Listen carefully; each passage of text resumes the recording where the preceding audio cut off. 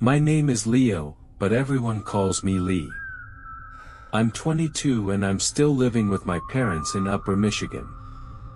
And before you ask, no, it's not the part of the state you're picturing. I always have to explain this to people. Not every part of the region is just flat farmland or suburbs. Where I live, it snows pretty heavily. We're talking in the middle of nowhere, surrounded by dense pines. The closest neighbor is a 10-minute drive kind of situation. I've been snowshoeing my whole life, so the cold doesn't bother me. If anything, I prefer it, but that's not really the point. The point is that 2 weekends ago, my parents flew out of the country for a wedding. Some friend of my mom's was getting married in Iceland, and I wasn't invited, but I didn't really care about that. A weekend alone in the house sounded kind of nice. Our house isn't anything special, just your standard 3-bedroom, 1-story, nothing fancy. My parents' room is at one end of the hall, mine is at the other, and there's a guest room in between that we mostly use for storage. The living room and kitchen are in the middle of the house, and the front door opens right into the living room. I'm describing this because it'll be important later. The first night alone was fine. I went to bed around 2 a.m. and passed out pretty quickly. The second night is when everything went wrong. I went to bed around the same time, maybe a little earlier. I remember being more tired than usual, so I knocked out fast. I don't know what time it was when I woke up, but it was the middle of the night. That's pretty irregular for me. I knew something woke me up because I always have to keep my phone on airplane mode when I sleep. So, it wasn't that, but I had no idea what it could have been. I scanned the room, but it was pitch black. As my eyes started adjusting to the darkness, though, I saw something strange. My closet door was wide open. I always keep that door closed, always. It's one of those sliding doors that doesn't stay shut on its own. So, I make a point of closing it every night before bed. I know that sounds weird, but I've had to think about open closet doors since I was a little kid. The point is, I didn't leave it open. I know I didn't. I started freaking out a little. My brain was doing that thing where it's trying to convince you that you're still dreaming, but I knew I wasn't. I was fully awake. I could feel my heart starting to pound and I couldn't shake the feeling that something was really, music, wrong. Without thinking, I reached over to my nightstand, grabbed my phone, and turned the flashlight on. I literally screamed when I saw them. There were 2 figures standing at the edge of my bed, just standing there. Before I could make out any features, they scattered in opposite directions like they were trying to avoid the light beam. It was freaky how fast they moved, almost like they knew I had been about to turn the light on. I started flailing my phone around, trying to keep it on them, but they were too quick. I heard something clatter to the floor, but I didn't have time to process it. I just started screaming. I don't even know what I was screaming. I think I was just making noise out of pure panic. The 2 figures bolted for my bedroom door. I heard their footsteps pounding down the hallway and I started chasing them before I could have a second thought. By the time I got out of bed and made it to the hall, though, I heard the front door slam. I ran to the living room, but they were already gone.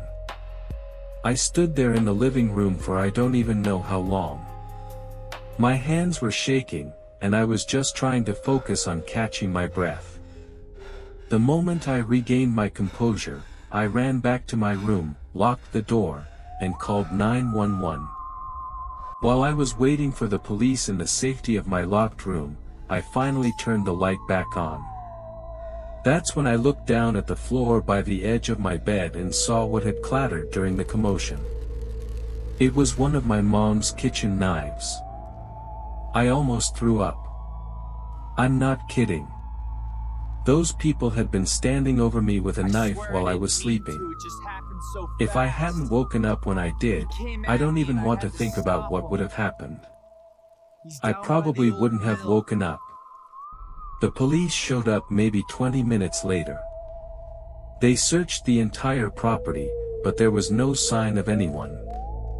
Of course, they took my statement, asked me a bunch of questions, and then one of the officers told me I must have forgotten to lock the front door. I told him I remembered locking it, but he just kind of shrugged and said that was the only explanation, as there were no signs of forced entry, and every other door and window throughout the entire house was locked. The only thing that even could have been unlocked was the front door. I accepted that and watched them leave, but I knew I locked the front door. Fast forward through the nonsense of my parents getting home the next day and scolding me all over again for forgetting to lock the front door. There's no need to get into that. It's been 2 weeks now and I still don't have an explanation. Forget whether the door had been locked or not. Why the hell were people in my room with a knife? Just robbed the place. It's not like I would have noticed them come and go. At first, I thought whoever broke into my house that night might have known my parents were out of the country. But now I'm starting to doubt that theory because I have trouble believing standard thieves would go out of their way to kill someone. My name is Elena. I've gone back and forth about whether to share this, but I think I need to put it somewhere. This happened when I was a sophomore at school in the Pacific Northwest. I won't say which one. And I'm in Theta. I'm an economics major and I've always taken my academics pretty seriously because I'm trying to get into grad school after I graduate. That's the relevant context for what I'm about to tell you. Last semester, I enrolled in this upper-level course on behavioral science. The class was pretty small, maybe 25 students in total, and it was mostly juniors and seniors. There was a professor who led the seminars of course, but most of the actual teaching was done by the TA during discussion sections. His name was Vane, and yes, that was his real name. I still don't know if it was a first or last name situation, but that's what everyone called him. He was maybe late 20s, kind of lanky, and gave off that I'm in a band, but not a good one type of energy. He was kind of just an oddball. Anyway, the class itself was fine. A lot of close reading, a lot of discussion about human patterns and social dynamics, but participation was pretty dead most days. People would just sit there and wait for Vane to fill the silence, which he hated. You could tell it made him uncomfortable, which was problematic because then he'd start cold calling on people and chirping at them when they clearly didn't know what was going on. There was one guy, though, who always seemed to keep things alive. His name was Caleb. He was tall with brown hair and the only other thing I knew about him was that he was in one of the sports clubs on campus. He had this way of making jokes at just the right moment, not to be annoying, but to break the tension when things got awkward. Music, and he actually did the reading, which was rare. When he talked, it was clear he knew his stuff, so the humor felt earned. He wasn't trying to be the class clown. He just had a presence. I remember thinking he was smart, but kind of goofy. Anyway, since I needed to participate for my GPA, I ended up being one of the only other people who talked regularly. So, it was usually me, Caleb, and maybe 2 or 3 others carrying the discussion while everyone else zoned out. Vane seemed to appreciate it. He'd nod along when I made a point, and sometimes he'd build on what I said in a way that felt validating. For my first essay, and I remember this vividly, I wrote about cognitive dissonance in modern society. It wasn't groundbreaking, but I was proud of it. When I got it back, Vane had written these long, detailed comments in the margins, not just corrections, actual agreement with my ideas. But after that, I noticed things started to shift a bit. Vane began paying more attention to me in class. He'd call on me more often, ask follow-up questions to my answers, make eye contact with me for long periods of time, stuff like that. At first, I told myself I was imagining it. TAs take a liking to certain students all the time. It's not that unusual. But then he started asking me things that felt less academic. I brushed it off, though. I had other things going on.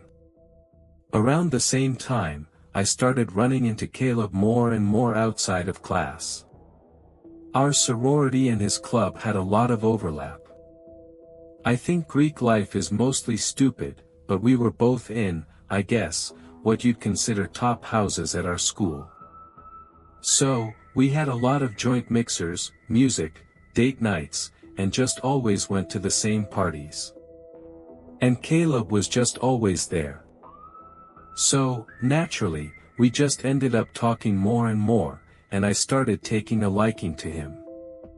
After a few weeks of this, he asked if I wanted to grab dinner sometime, and I said, sure. We went on maybe 3 dates before things progressed. He was sweet, attentive, you know, all the things you'd want. We started sleeping together and everything felt normal. I wasn't head over heels or anything, but I liked him. It was uncomplicated, low maintenance, and mostly painless.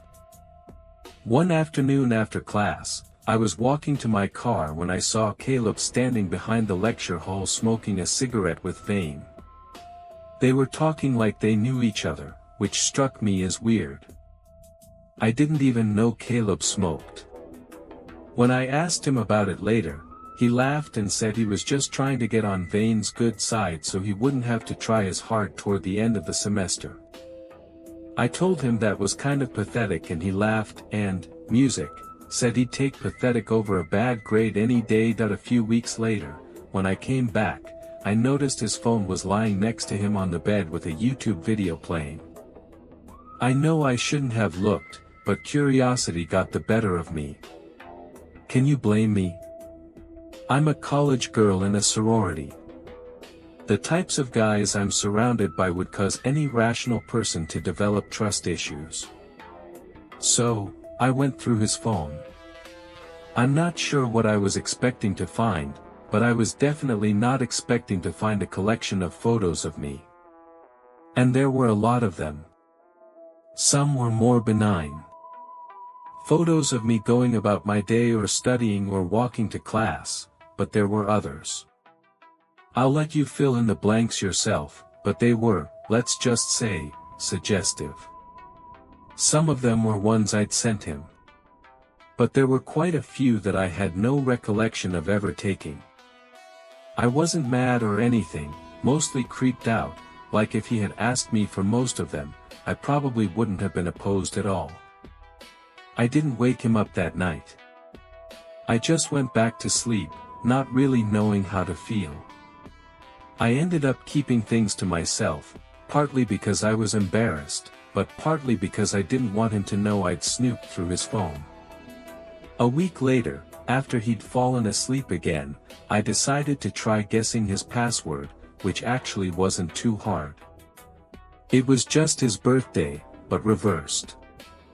This time, I went deeper. Brace yourself because things move really fast from this point forward. I checked his messages, his deleted photos, everything, and I found something horrifying. He'd been sending photos of me, those photos of me, to an unsaved number regularly for weeks. Basically the entire duration of time we'd been seeing each other. It was sick and it was probably illegal, too. But I couldn't think about that. I was shaking. I took pictures of everything. And then I started to cry. I couldn't control myself. I basically slapped him awake and demanded to know who the number belonged to. And he stumbled through this ridiculous story about how it was just his backup phone, how he liked to have copies of everything in case his main phone got lost. I knew instantly that I stormed out before he could convince me to stay. I was a complete wreck. I was a psychological mess and I felt gross. I really didn't want to get into the immediate aftermath of everything. So, I won't. Just know that it was probably the worst week of my life. The last thing I need is for that trauma to reopen if anyone figures out who I am or anything. So, that's another reason I'm keeping the details to a minimum. The unknown number ended up belonging to Vane, my TA. The police got involved and Caleb confessed pretty quickly once they started pressing him. He admitted that Vane had been paying him hundreds of dollars apparently in exchange for photos. The whole thing had been going on since the beginning of the semester, maybe longer. I don't know all the details and honestly I don't want to. Caleb got expelled from university and Vane got fired. I'm pretty sure there was jail time involved as well.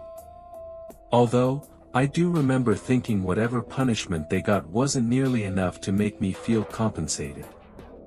That was over a year and a half ago. I'm a senior now and I'm almost done with school. I'm kind of relieved about that, to be honest. I've dealt with things in my own way and I won't get into that, but I thought everything was behind me. A few weeks ago, though, I started noticing something. There's this dark blue SUV that's been parked outside my apartment late at night. Not every night, but enough that I've started paying attention. I haven't seen anyone get in or out of it. I don't know if it's one of them. I'm probably being paranoid, but it's really freaking me out. And honestly, I'm not sure how they'd even know I live here now. I moved into the house well after the Caleb situation. Anyway, if anything else happens, I'll update. This happened like 2 weeks ago.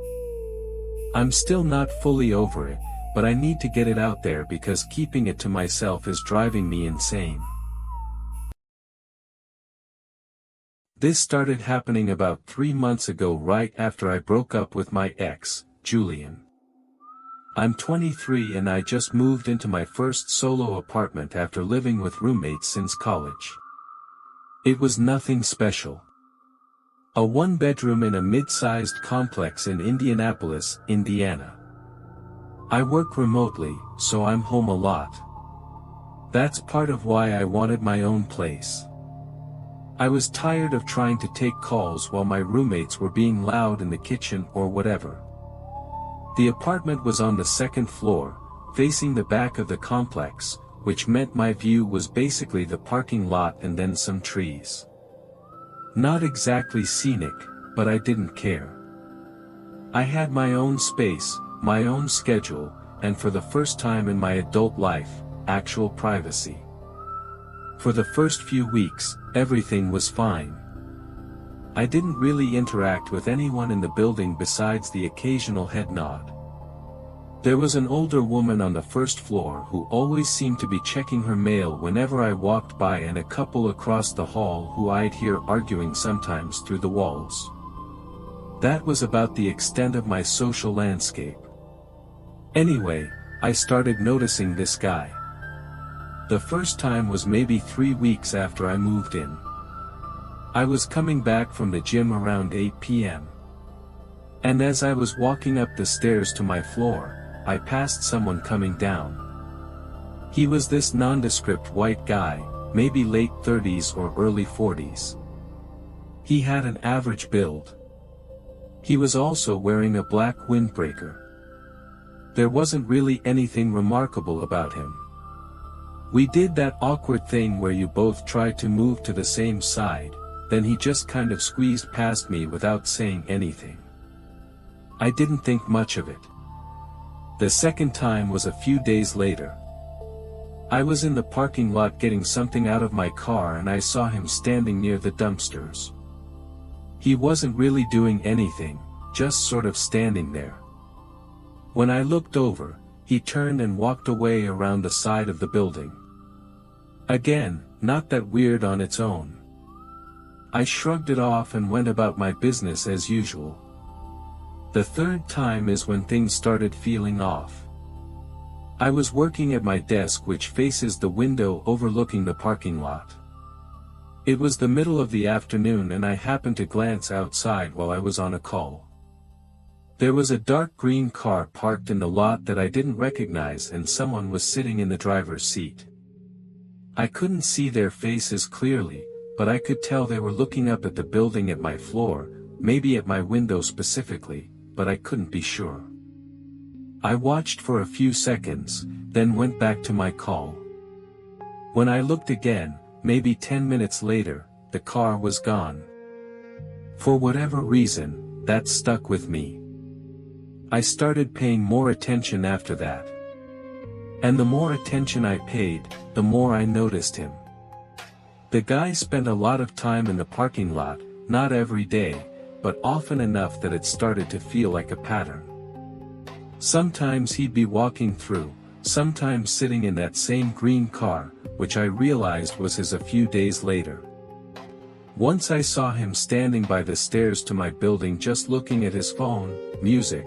He never looked directly at me, or if he did, I never caught him.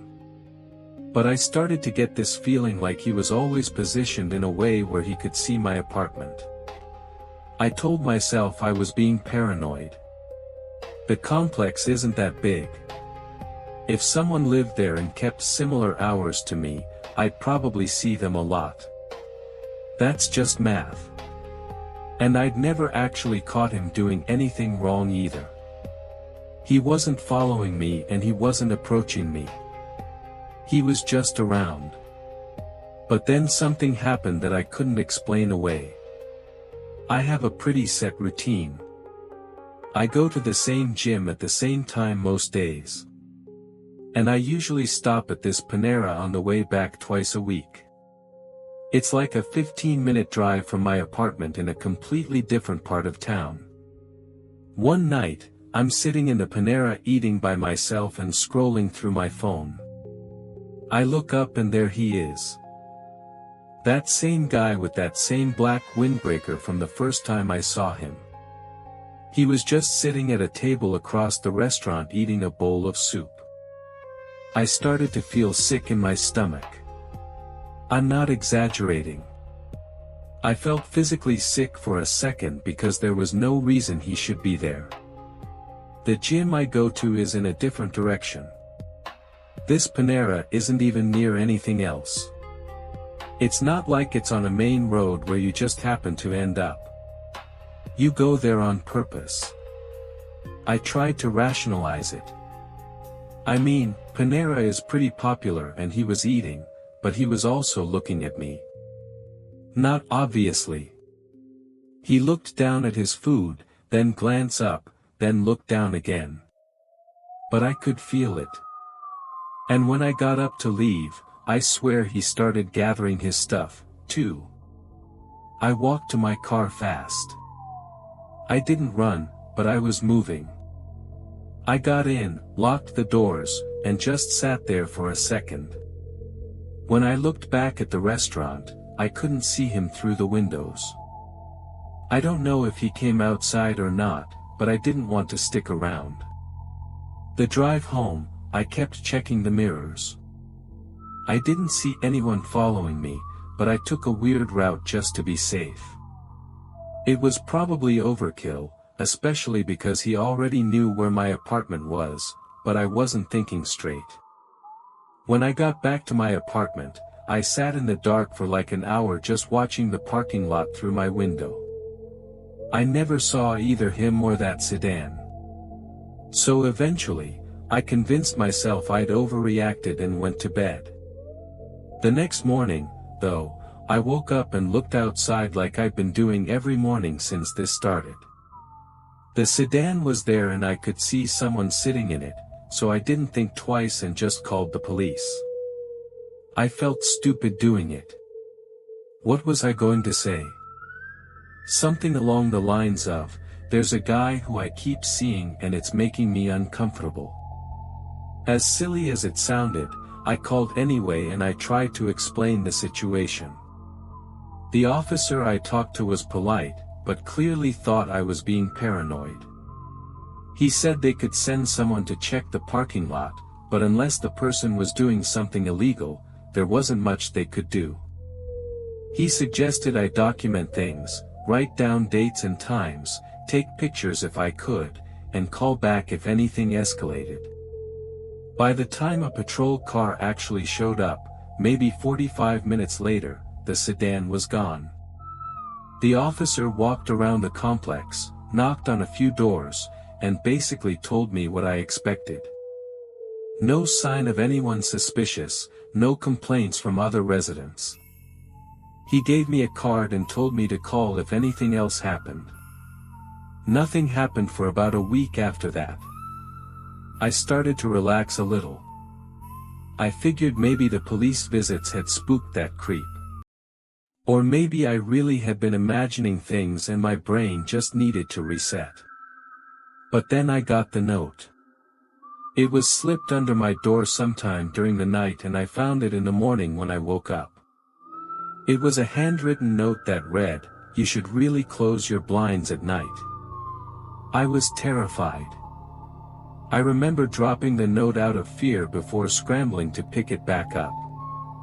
My hands were shaking and I felt the really nasty feeling of danger and helplessness. I ended up moving out 2 weeks later. I didn't even wait for my lease to end. I just paid the penalty and left. I thought that was the end of it. I moved back in with my parents, planning to stay there until I found another apartment. But if that was really the end of it, I probably wouldn't, be writing this. About a month after moving back home, I was driving back from the gym, a different gym, obviously, one near my parents' place, and that's when I saw it.